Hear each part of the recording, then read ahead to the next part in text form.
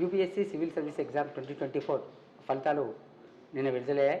ఈ సందర్భంగా సివిల్స్లో విజయం సాధించడం అనేది లక్షలాది మందిని పోటీని తట్టుకొని దాంట్లో ర్యాంక్ సాధించడం అనేది ఒక అనితరమైనటువంటి విషయం.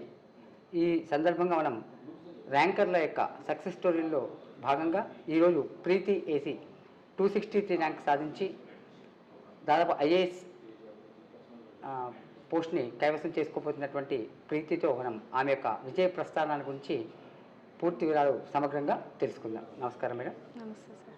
మేడం, మీ యొక్క కుటుంబ నేపథ్యం, వ్యక్తిగత విషయాలు స్థూలంగా చెప్తారు? నా పేరు ప్రీతి, సార్ చెప్పినట్టు. మా ఫాదర్ వచ్చి ఫార్మర్ అన్నమాట, మా మమ్మీ హౌస్ వైఫ్. నేను actually basically from native Mysore, నాది కర్ణాటక. సో నాకు ఎల్డర్ సిస్టర్ ఉంది, నేను యంగర్ అన్నమాట. సో ఇద్దరు అమ్మాయిలు. సో ఇది నా ఫ్యామిలీ డీటెయిల్స్. మీరు అకాడమిక్ అంటే చిన్నప్పటి నుంచి కూడా మీ యొక్క విద్య, హై స్కూల్ ఎడ్యుకేషన్, తర్వాత ఇంటర్మీడియట్, నెక్స్ట్ అవి ఎక్కడ చేశారు? నా స్కూలింగ్ అంతా వచ్చి గవర్నమెంట్ స్కూల్లో అయ్యింది, కన్నడ మీడియంలో అయ్యింది.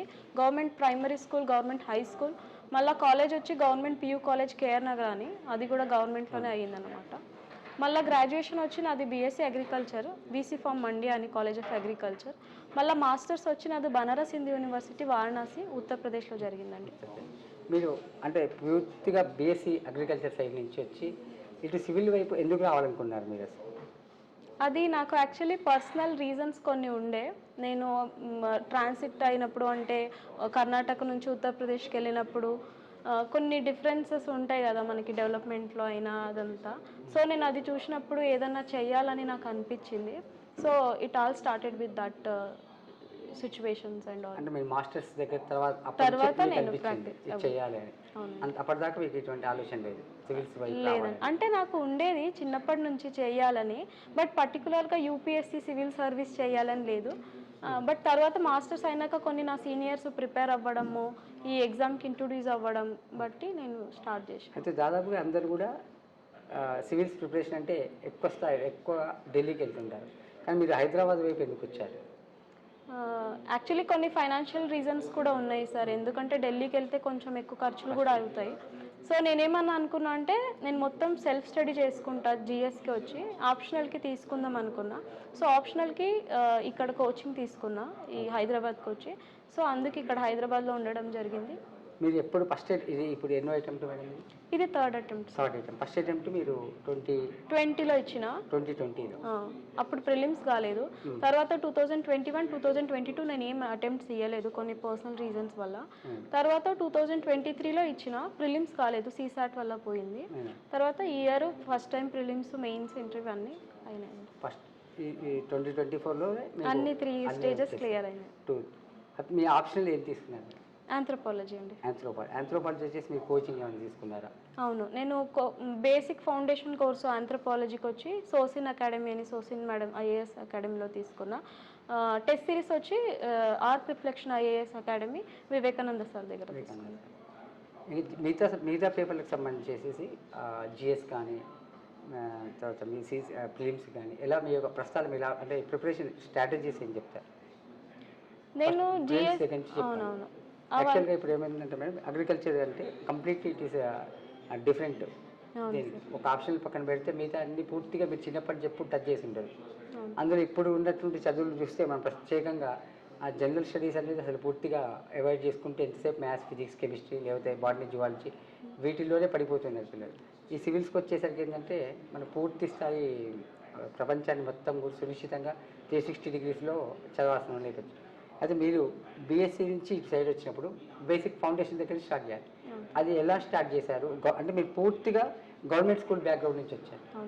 ఇలాంటప్పుడు ఏంటంటే ఇవి మీ చెప్పేటువంటి యొక్క దాన్ని బట్టి ఇక్కడ ఉన్నటువంటి గ్రామీణ ప్రాంతాలు త్రూఅవుట్ ఇండియాలో ఎవరైనా గ్రామీణ ప్రాంతాల్లో గవర్నమెంట్ స్కూల్లో చదువుకునేటువంటి విద్యార్థులు కూడా తమ విజయం సాధించడానికి మిమ్మల్ని ఒక రోల్ మోడల్గా తీసుకునే అవకాశం ఉంటుంది. అయితే మీ ప్రస్థానం పూర్తిగా స్టెప్ బై స్టెప్ చెప్తే వాళ్ళకందరికీ ఉపయోగపడుతుంది. నేను స్టార్టింగ్ ప్రిపరేషన్ స్టార్ట్ చేసినప్పుడు అందరూ బేసిక్స్ బుక్స్ చెప్తారు కదా, పాలిటీకి లక్ష్మీకాంత్, మోడర్న్ హిస్టరీ స్పెక్ట్రమ్, అట్లానే నేను బుక్స్ లిస్ట్లో తీసుకొని స్టార్ట్ చేసిన. కొన్ని నా ఫ్రెండ్స్ కోచింగ్ తీసుకున్న వాళ్ళ దగ్గర కొన్ని విషయాలు అర్థం కాకపోతే వాళ్ళ నోట్స్ రెఫర్ చేసిన. కానీ ఫైనల్లీ నేను 2024లో అటెంప్ట్ ఇచ్చినప్పుడు అయితే నేను టాపర్స్ నోట్స్ ఏమున్నాయి అది ఎక్స్టెన్సివ్గా వాడుకొని ప్రతి టాపిక్ ఆఫ్ యూపీఎస్సీ సిలబస్కి నేను నోట్స్ చేసుకొని దాన్నే ఎంటైర్లీ రిలే అయినాను టోటల్గా. అంటే ఫౌండేషన్ వరకు మొత్తం ఎన్సీఆర్టీ బుక్స్, ఆ తర్వాత ఫండమెంటల్ బుక్స్ ఏవైతున్నాయో అవన్నీ ప్రిపేర్ అయ్యాయి. మళ్ళీ ఇక్కడ కొన్ని యూట్యూబ్ ఛానల్ నేను వాడినా అనమాట. ఎగ్జామ్ క్వెస్ట్ అని ఒక ఉంటుంది, మోహన్ సార్ అని ఉంటారు, వాళ్ళు మ్యారథాన్ సెషన్స్ అన్ని సబ్జెక్ట్స్కి ఉంటాయి అన్నమాట. నేను అది ఎక్కువ వాడిన. తర్వాత ఐఏఎస్ పీసీఎస్ పాఠశాల అని, పీసీఎస్ పాఠశాల అని దాంట్లో కూడా నేను ప్రిలిమ్స్కి ఎస్పెషల్లీ నేను ఆ సార్తోని, అంటే యూట్యూబ్లోనే అవన్నీ ఫ్రీలీ అవైలబుల్ ఉంటాయి, నేను అది ఎక్స్టెన్సివ్గా వాడినా సార్. ఇంకా ఏమన్నా వేరే ఏమన్నా బుక్స్ కానీ ఏమన్నా? బుక్స్కి అందరూ వాడినట్టే బేసిక్స్ బుక్ వాడిన. తర్వాత శృతి శర్మ ఆల్ ఇండియా ర్యాంక్ వచ్చిన ఒక మేడం ఉన్నారు, వాళ్ళ నోట్స్ వాడిన. అవన్నీ టెలిగ్రామ్లో మనకి అవైలబుల్ ఉంటాయి. మళ్ళీ దాత్రి రెడ్డి మేడం ఉన్నారు, వాళ్ళది అగ్రికల్చర్కి కొన్ని టాపిక్స్కి. అంటే ప్రతి టాపిక్కి నాకు ఏ టాపర్స్ నోట్స్ సెట్ అవుతుంది అని అనిపించింది, దాన్ని అది వాడిన. అవన్నీ కూడా మీకు ఎక్కడ టెలిగ్రామ్లో దొరుకుతుంది. నెక్స్ట్ అదేవిధంగా మేడం మీరు సివిల్స్లో ముఖ్యంగా ఆప్షనల్ సబ్జెక్టుకి వచ్చేసేసి ఆంథ్రోపాలజీలో మీకు కొంత అగ్రికల్చర్కి కొంత ఉపయోగం ఏమైనా టచ్ ఉందా అసలు, లేకపోతే ఇష్టంతో తీసుకున్నారా, లేకపోతే అది ఎక్కువ మంది తీసుకొని విజయం తీసుకున్నారు?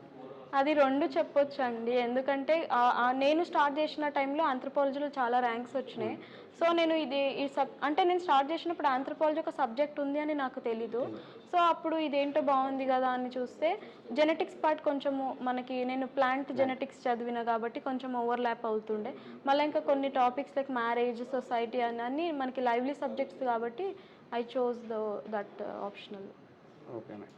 మీకు అంటే ఇప్పుడు కోచింగ్ తీసుకుంటే ఆప్షనల్ కొత్తగా తీసుకునే వాళ్ళకి మీరు ఇచ్చే సూచన ముఖ్యంగా ఏంటంటే, ఆప్షనల్ తీసుకుంటాం యాక్చువల్గా మనం మాస్టర్స్లో కానీ డిగ్రీలో కానీ చదివి ఉండకపోవచ్చు 90%. కొంతమంది మాత్రమే తమ ఆప్షన్ సబ్జెక్టు చదువుకున్నదాన్ని తీసుకుంటారు. తీసుకోకుండా మీలాగా వేరే సబ్జెక్ట్ చూస్ చేసుకున్నప్పుడు ఇష్టంతో కావచ్చు, లేదా స్కోరింగ్ ర్యాంకింగ్ సబ్జెక్ట్ అని తీసుకోండి. అలాంటి వారికి ఈ ప్రిపరేషన్ ఏ విధంగా స్టార్ట్ చేస్తే వాళ్ళు దాంట్లో సక్సెస్ అవుతారు మీ అనుభవం ద్వారా?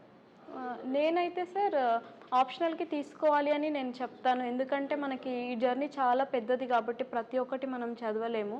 నేను 2020లో ప్రిపేర్ అయినప్పుడు నాకు అనిపించింది ఆప్షనల్కి తీసుకోవాలి అని. ఎందుకంటే ఆప్షనల్ మనకి మంచిగా ఉంటే స్కోర్ మంచిగా అవుతుంది. సో అందుకు నేను ఆప్షనల్కి తీసుకున్నా. ఎవరైనా కొన్ని టాపిక్స్ అర్థం కాకపోతే ఎవరైనా గైడ్ ఉంటే ఇంకా మంచిది అని నా ఒపీనియన్ సార్. అదే మీరు టెస్ట్ సిరీస్ కూడా తీసుకున్నా అంటున్నారు, అంటే ఓన్లీ కోచింగ్ తీసుకుంటే టెస్ట్ సిరీస్ కూడా కంపల్సరీ? యాక్చువల్లీ కోచింగ్ తీసుకోకపోయినా టెస్ట్ సిరీస్ అయితే కంపల్సరీ సార్. ఎందుకంటే మనము ఎగ్జామ్ ఎన్విరాన్మెంట్ రీక్రియేట్ చేసేదే మనకి టెస్ట్ ద్వారా.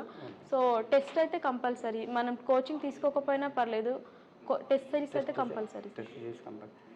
అలా 4th అటెంప్ట్లో మీరు కొట్టారు. ఈ 4th అటెంప్ట్లో అంటే ఫస్ట్ టైం ఇంటర్వ్యూ బోర్డుకి వెళ్ళారు. మీకు ఇంటర్వ్యూ బోర్డు ఏ ఇంటర్వ్యూ బోర్డు ఇంటర్వ్యూ చేసి? సార్ నాకు బీబీ స్వెయిన్ సార్ బోర్డు వచ్చింది. బీబీ స్వెయిన్ సార్ బోర్డు వచ్చింది. యాక్చువల్లీ ఇంటర్వ్యూ నాకు ఇక్కడ మాక్ ఇచ్చినప్పుడు నాకు కొన్ని అంత మంచిగా ఒపీనియన్ ఏం కొన్ని స్టార్టింగ్ రాలేదు. లాస్ట్లో ఓకే నువ్వు బాగా చెప్తున్నావు చేస్తున్నావు అన్నారు. కానీ ఈ experience entirely different from real interview. ఎందుకంటే those conversations are like natural and real. అది ఎట్లా అనిపిస్తుంది అంటే we're talking to some elders who are actually more intellectual than అని అనిపిస్తుంది. So actually it was good, nice experience. But అప్పుడు అడిగితే నాకు I was scared because of all those environment and big buildings of UPSC. But now it is I'm thinking that it was good. Friendly ఉంది. So ఎంత time మీకు వాడు interview చేశారు సుమారుగా? How much time interview? Sir actually I don't know exact time, నాకు 30 to 40 minutes తీసుకొని ఉండొచ్చు అని నాకు. ఆఫ్టర్నూన్ ఫస్ట్ సెషన్ నేనే ఉన్నా, సో ఎక్కువ టైం తీసుకుని ఉండొచ్చు అని నాకు అనిపించింది. మీకు దేనికి సంబంధించినటువంటి ప్రశ్నలు ఎక్కువగా అడిగారు? మీ రాష్ట్రానికి సంబంధించిన ప్రశ్నలు లేదా జాతీయ అంశాల అంతర్జాతీయ అంశాలు వెళ్ళారు వాళ్ళు? సార్ యాక్చువల్లీ అన్ని టాపిక్స్ని టచ్ చేసినారనమాట. నాది అగ్రికల్చర్ బ్యాక్గ్రౌండ్ కాబట్టి గ్రీన్ రెవల్యూషన్ అట్లాంటి టాపిక్స్. అంటే కొన్ని క్వశ్చన్లు చెప్పగలుగుతారు వాటి. సార్ గ్రీన్ రెవల్యూషన్ గురించి అడిగినారు. ఇంకా we need another green revolution కావాలా ఇండియాలో అని ఒక క్వశ్చన్స్ వచ్చింది. మళ్ళీ సస్టైనబుల్ డెవలప్మెంట్ గోల్స్కి అగ్రికల్చర్కి ఏం రిలేషన్ ఉందని అడిగినారు.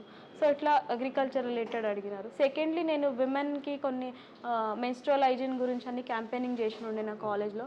సో అది నా డాఫ్లో మెన్షన్ ఉండే కాబట్టి what are the female who are like facing those problems అది ఇదని అడిగినారు.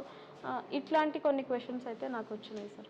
ఇంకా వేరే ఏమైనా ఆర్థికపరమైన ఎకనామికల్ కానీ లేకపోతే ఈ టెర్రరిజం అట్లాంటివి కానీ మీ స్టేట్ ఇష్యూస్ కానీ అట్లేం రాలేదు సార్. కర్ణాటకలో కొడుగు డిస్టిక్ అని ఒక డిస్టిక్ ఉంది. దాని కల్చర్ గురించి why they are asking for statehood అట్లాంటి క్వశ్చన్స్. యాక్చువల్ మీ బయోడేటాలో పేర్కొనేటువంటి హాబీస్ వాటి మీద ఏమైనా క్వశ్చన్స్ అడిగారు? హాబీస్ మీద ఏం రాలేదు. ఏం అడగలేదు, అంత సబ్జెక్ట్ మీదే వెళ్ళారు. సబ్జెక్ట్ మీద అంత టోటల్గా ఫ్రెండ్లీగా ఉండే సార్. ఇక్కడ అంటే మేము మాకు ఇంటర్వ్యూస్కి దానికి కంప్లీట్గా డిఫరెంట్. అవును సార్. అదంటే ఇంటర్వ్యూ చేసినట్టు కాకుండా పెద్దలతో మాట్లాడుతున్నట్టుగా అవును సార్. చాలా ఫ్రెండ్స్. సార్ ఢిల్లీలో ఒకటి సంకల్ప్ ఇన్స్టిట్యూట్ అని ఒకటి ఉంది. దాంట్లో యాక్చువల్లీ కొంచెం రిలేటెడ్ ఉంది అని అనిపించింది. రియల్గా కూడా మాకి కూడా. ఇండియాలో ఒక అతిపెద్ద అచీవ్మెంట్గా భావిస్తాం మనం. దీన్ని మీరు సాధించారు. మీ తల్లిదండ్రులు కానీ మీరు కానీ ఎలా ఫీల్ అయ్యారు ఈ ర్యాంక్ వచ్చింది? అవును sir, actually they are so happy. ఎందుకంటే ఇన్ని ఇయర్స్ నుంచి నేను ఎంత డెస్పరేట్గా ఈ సక్సెస్ కోసం వెయిట్ చేసినానో వాళ్ళు కూడా. ఎందుకంటే చాలామంది చాలా రకంగా చెప్తూ ఉంటారు, మన వరకు రాకుండా అవన్నీ షీల్డ్ చేసి నాకు చాలా సపోర్ట్ చేసినారు. Actually they are so happy compare to me. Next మీ అంటే విజయం వెనుక కీలక పాత్ర పోషించేటువంటి అంశాలు ఏమంటాయి? అంశాలంటే నా పేరెంట్స్ సపోర్ట్స్ ఉండేది. ఎందుకంటే మా ఫాదరు మా బ్యాక్గ్రౌండ్కి వచ్చి మా ఫాదర్ అంత డిసిషన్ తీసుకోవడము, ఒక అమ్మాయికి ఇంత సపోర్ట్ ఇవ్వడం అంటే చాలా గ్రేట్. మా డాడీ యాక్చువల్లీ ప్రతి స్టేజ్లో నాకు చాలా బ్యాక్ బోన్ లెక్క ఉండే. మా మమ్మీ కూడా దాంట్లో. కొన్ని ఫ్రెండ్స్ ఉన్నారు ఇక్కడ, సోమశేఖర్ అని, ఇంకా కొన్ని ఫ్రెండ్స్ నాకు చాలా హెల్ప్ చేసినారు. నోట్స్ రాయడం నుంచి కూడా హెల్ప్ చేసినారు. ఇంకా మెన్షన్ చేయాలంటే ఆర్క్ రిఫ్లెక్షన్లో Vivekananda sir actually supported me lot. సార్ని యాక్చువల్లీ టెస్ట్ సిరీస్ రావడము, నేను యాక్చువల్లీ ఆంథ్రోపాలజీకి మాత్రమే ఇక్కడ టెస్ట్ సిరీస్కి మాత్రమే ఎన్రోల్ అయినా, కానీ సార్ కొన్ని జిఎస్ కూడా నాకు హెల్ప్ చేసినారు. ఎస్ఏలో ఎట్లా రాయాలి, ఎథిక్స్ని ఎట్లా మనం అప్రోచ్ అవ్వాలి. సో ఆర్క్ రిఫ్లెక్షన్ అకాడమీ నాకు చాలా హెల్ప్ చేసిందండి దీంట్లో. మీరు చదువుతున్నప్పుడు అంటే ఇప్పుడు దాదాపు 3 సార్లు ప్రిలిమ్స్ స్టేజ్కి కూడా రాలేకపోయారు. కనీసం మెయిన్స్ అయిపోయి ఇంటర్వ్యూ దాకా వచ్చాము అంటే అది రాలేదు అన్నప్పుడు నిరుత్సాహపడి ఒక రకమైన డిసప్పాయింట్మెంట్ బాగా మనం నిరుత్సాహపడి ఉంటాం. అప్పుడు మీరు ఎలా దాన్ని మళ్ళీ ముందుకు అడిగేశారు? మీకు మీరు ఎలా సెల్ఫ్ మోటివేషన్ చేసుకున్నారా, అయితే ఏమన్నా పుష్ చేశారా? అవును సార్, యాక్చువల్లీ చాలా ఫ్రస్ట్రేషన్ అయితే ఉంటుంది సార్. ఇది లాంగ్ జర్నీ కాబట్టి అందరూ సక్సెస్ అవుతూ ఉంటారు, మనమేమో ల్యాగ్ అయినామేమో లేకపోతే అట్లనే ఉండిపోయినామేమో అని అనిపిస్తుంది. దాంట్లో మోటివేషన్ అంటే నాకు కూడా ఉండేది. ఎందుకంటే నేను మధ్యలో వేరే ఎగ్జామ్స్ కూడా తీసుకున్నా, కానీ యూపీఎస్సీ ఏమో మళ్ళీ నాకు ఈ ఎగ్జామ్కి తీసుకొని వచ్చి ఇదే రాయి అన్నట్టు గైడ్ ఒక క్లూ అయితే ఇచ్చింది. సో నేను మళ్ళీ ఆ ఎగ్జామ్ తీసుకోవడానికి అయ్యింది. మా పేరెంట్స్ హెల్ప్ చేసినారు, మేము ఉన్నాము ఏదైనా అవ్వని, ఈ అటెంప్ట్ కాకపోయినా నెక్స్ట్ మళ్ళీ రాయి ఏం కాదని. మళ్ళీ కొన్ని ఫ్రెండ్స్ చాలా మోటివేట్ చేసినారు, నీ వల్ల అవుతుంది, యూ కెన్ డూ దిస్ అని. నెక్స్ట్ ఇప్పుడు భవిష్యత్తులో సివిల్స్ ప్రిపరేషన్ కావాలనుకున్న వాళ్ళు, వైపు రావాలనుకున్న వాళ్ళకి మీరు ఇచ్చేటువంటి సజెషన్స్, గైడెన్స్ ఏమి ఇస్తారు? సార్ సజెషన్ అంటే కాన్ఫిడెన్స్ ఉండాలి. యాక్చువల్లీ నిన్న వరకు నాకు కూడా ఇంత కాన్ఫిడెన్స్ లేకుండే. రిజల్ట్కి ముందు మనం అది చాలా తప్పు చేస్తాము. కాన్ఫిడెన్స్ ఉండాలి.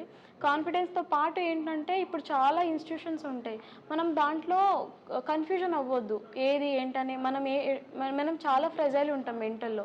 సో మనం ఎట్లా అవుతుందంటే ఎవరు చెప్పినా మంచిగా చెప్తే మనం నమ్మేస్తాం ఇన్నోసెంట్గా. సో అట్లా నమ్మకుండా మీరు ఏం చేయాలని మీ మైండ్లో ఫిక్స్ అయ్యి సిలబస్ పట్టుకొని దానికి నోట్స్ ప్రిపేర్ చేసుకొని టెస్ట్ సిరీస్ చేస్తే ఈజీగా చేయొచ్చు అని నాకు అనిపిస్తుంది సార్. ఇదే అడ్వైస్ నా. యాక్చువల్గా అంటే మీరు ఇప్పుడు ఈ 3 ఏళ్ళ అనుభవం ప్లస్ ఇప్పుడు సాధించారు. వాస్తవంగా ఎంత సమయం చదివితే సక్సెస్ సాధించడానికి ఎక్కువ ఛాన్సెస్ ఉంటాయి? అంటే 1 year సరిపోతుందా, 2 years? ఎంత పీరియడ్ అయితే మనం సాధించగలుగుతాం? సార్ కొంతమందికి అయితే ఫస్ట్ అటెంప్ట్లోనే అవుతుంది, కొంతమందికి లాస్ట్ అటెంప్ట్లోనే అవుతుంది. సో నన్ను అడిగితే నేను 2023లో ఏం ఎఫర్ట్ పెట్టినా అది 2024లో నాకు హెల్ప్ అయింది. ఈ ఇయర్ నేను ఎక్కువ ఎఫర్ట్ పెట్టలేదు, 2023లో నేను ఏం చేసినా అది నాకు హెల్ప్ అయింది. సో ఇట్ డిపెండ్స్, మనం ఎంత, మనకి కొంచెం లక్ కూడా ఉండాలి. ఆ ఇయర్ మనకు కలిసి వచ్చిందంటే అవుతుంది. నెక్స్ట్ మీ గోల్స్ అంటే ఇప్పుడు సివిల్ సర్వీస్లో జాయిన్ అవుతున్నారు, ఈ రంగంలో ఏం చేయాలనుకుంటున్నారు? అంటే సర్వీస్లోకి వచ్చాక ప్రజలకు ఏ విధంగా మీరు హెల్ప్ చేయాలనుకుంటున్నారు? అవును సార్, నేను చదువుతున్నప్పుడు చాలా వరకు ఇది చేయాలి అది చేయాలని అనుకున్నా. సో నాకు కొన్ని ప్లాన్స్ ఉన్నాయి ఏం చేయాలని. బట్ నేను ఏ కేడర్కి వెళ్తా, మళ్ళీ నా డిస్ట్రిక్ట్లో ఏం ప్రాబ్లమ్స్ ఉంటుందని నేను అనలైజ్ చేసి, మళ్ళీ ఇప్పుడు మేము ఇంకా ఆస్పిరెంట్స్ మోడ్లోనే ఉన్నాం కాబట్టి ఒక ట్రైనింగ్ అంతా అయినాక నేను ఏం చేయాలని, నా కెపాసిటీ ఎంత ఉంటుందని అర్థం చేసుకొని చేయగలుగుతా. కానీ నాకైతే హెల్త్ డిపార్ట్మెంట్లో, ఎడ్యుకేషన్లో, మళ్ళీ యూత్స్లో చాలామందికి ఎంప్లాయ్మెంట్ ఇష్యూస్ ఉన్నాయి కాబట్టి దాంట్లో కొంచెం చేయాలని నేను అనుకుంటున్నాను సార్. ఇంకా ఏమైనా చెప్తారా పిల్లలకి, రాయబోయే వాళ్ళకి? రాయబోయే వాళ్ళకి సార్ నేనేం చెప్తా అంటే, మిమ్మల్ని మీరు నమ్మండి, ఫస్ట్ నోట్స్ చేసుకోండి, ప్రిపేర్ అవ్వండి బాగా. 1 ఇయర్ మీరు ఇస్తున్నారంటే ఇంకా ఏది పెట్టుకోవద్దు, కొన్ని సాక్రిఫైస్ చేయాల్సి వస్తుంది.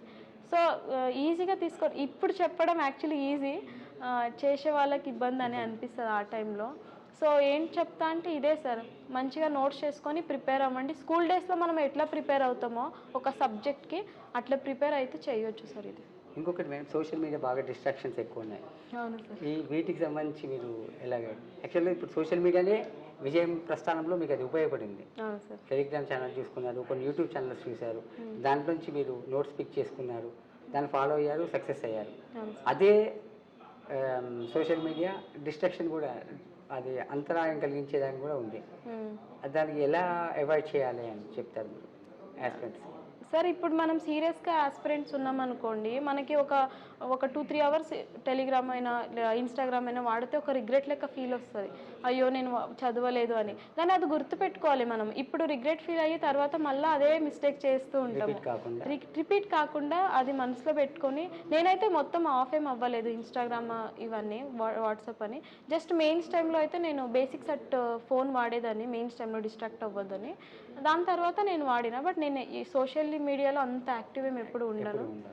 సో కంట్రోల్ చేసుకోవాలి కొంచెం సార్. ఓకే. సివిల్స్ ప్రస్థానం అనేది ఒక సుదీర్ఘమైన ప్రస్థానం. ఈ ప్రస్థానంలో ఒక ప్రభుత్వ పాఠశాలలో చదివి ఎటువంటి బ్యాక్గ్రౌండ్ లేకున్నప్పటికీ కూడా విజయం సాధించవచ్చని మనకు ప్రీతి నిరూపించింది మరోసారి. ఇంతకుముందు ఎంతోమంది సక్సెస్ అయి నిరూపించారు. ఈ సంవత్సరం ప్రీతి కూడా తన ఎటువంటి బ్యాక్గ్రౌండ్ లేకుండా కష్టపడి తనను తాము నమ్ముకుంటే విజయం సాధించవచ్చని మరోసారి నిరూపించారు. తనకిష్టమైనటువంటి యొక్క హెల్త్, ఎడ్యుకేషన్, తర్వాత ఎంప్లాయ్మెంట్ సంబంధించిన సెక్టార్లో భవిష్యత్తులో దేశానికి, ప్రజలకి హెల్ప్ చేయాలని ఆలోచన కోణంతో ముందుకు పోతుంది. Wish you all the best madam. Thank you sir.